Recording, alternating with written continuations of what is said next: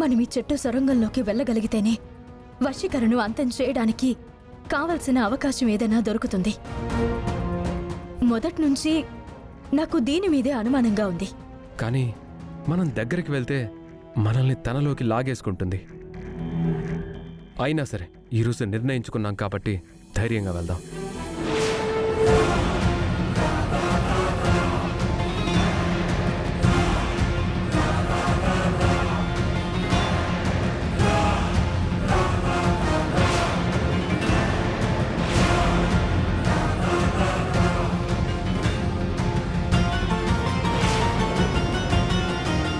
కాపాలిక, సమయమాసన్నమయ్యింది. ఘడియలు అనుకూలంగా ఉన్నాయి. ఈ క్షణం గురించే ఇంతకాలంగా నేను ఎదురు చూసింది.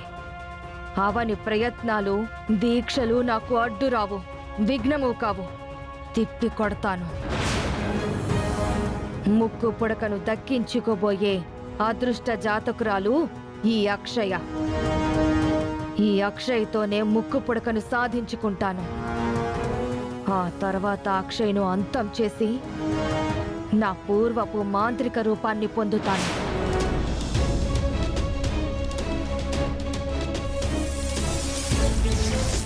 ఈ శవాల కోటలోకి నేను అడుగుపెట్టిన మొదటి రోజే అక్షయ్ను ఈ స్థితికి తెద్దామనుకున్నాను. ఇప్పటికి నాకు అవకాశం కుదిరింది.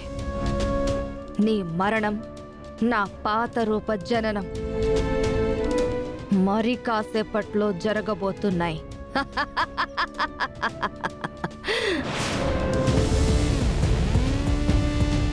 లోపలికి ఎవరూ ప్రవేశించకుండా చెట్టు చుట్టూ ఆ వశీకర మంత్రబంధనం చేసినట్టుంది.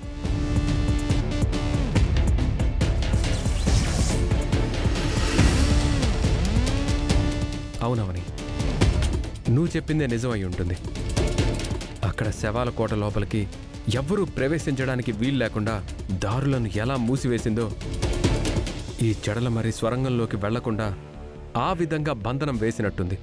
మనం దీక్షలో ఉన్నాం. మరోసారి ప్రయత్నించేద్దాం.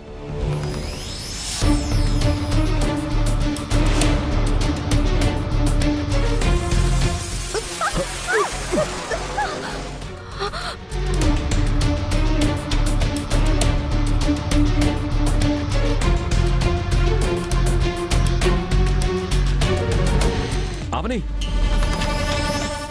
శివలింగం ఉంది.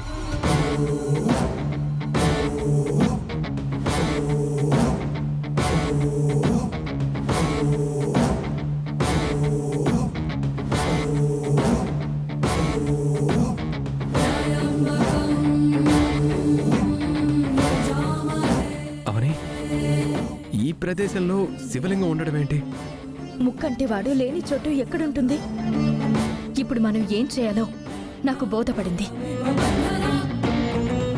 నేను దీక్ష తీసుకున్నప్పుడు పూజారి గారు ఏం చెప్పారంటే, అమ్మవారి దీక్షతో పాటు శివపార్వతుల దీక్ష కూడా తీసుకో. ఇప్పుడు మనం నాట్యంతో శివయ్యను ప్రసన్నం చేసుకోవాలి.